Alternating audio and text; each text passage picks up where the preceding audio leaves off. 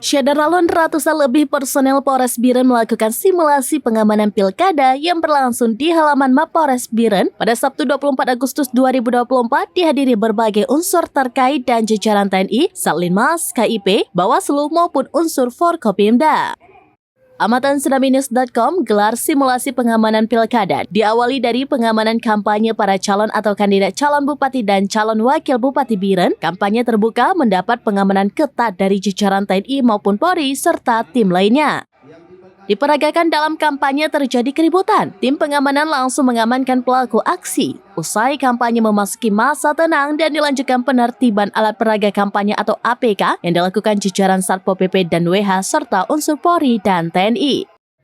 Selanjutnya memasuki tahap pencoblosan, tim simulasi yang dipandu Kabak Ops Polres Biren, AKP Dodi dan lainnya, prosesnya walaupun ada riak-riak rusuh, prosesnya juga lancar.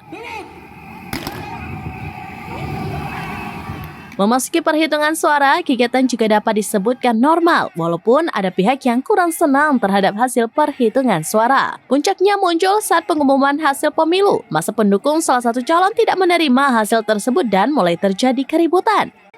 Keributan dan kerusuhan berlangsung di depan kantor KIP Biren. Tim pengamanan berlapis bertugas mengamankan aksi tersebut. Selain menurunkan puluhan personel Dalmas, anggota Brimob dan juga mobil water cannon membubarkan massa yang mulai beringas. Kapolres Biren AKBP Jadmiko mengatakan dalam rangka persiapan menghadapi pilkada tahun ini, maka perlu dilaksanakan pelatihan-pelatihan. Salah satunya mempersiapkan langkah-langkah secara menyeluruh di setiap tahapan.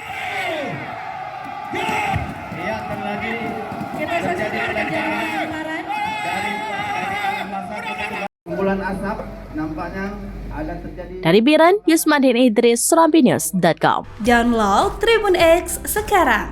Menghadirkan lokal menjadi Indonesia.